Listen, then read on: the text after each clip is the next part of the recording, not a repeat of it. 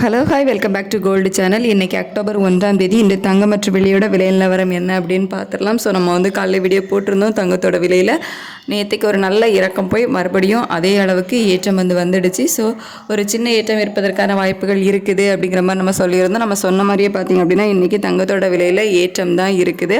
ஒரு கிராமுக்கு 30 ரூபாய் விலை அதிகரிச்சிருக்குது. 22 கேரட் ஆபரண தங்கம் ஒரு கிராமுக்கு 30 ரூபாய் விலை அதிகரித்து 10,890 ரூபாய்க்கு 22 கேரட் ஆபரண தங்கம் விற்பனை ஆகிட்டு வருது.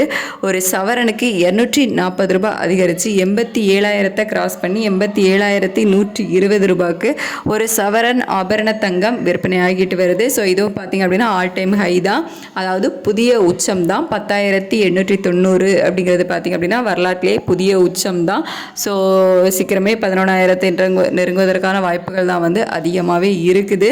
விலை குறைவதற்கான வாய்ப்புகள் இப்போதைக்கு இல்லை. நேற்றுக்கு நல்ல ஒரு இறக்கம் இருந்துச்சு. நம்ம கண்டிப்பாக விலை குறையும் அப்படின்னு தான் எக்ஸ்பெக்ட் பண்ணோம்.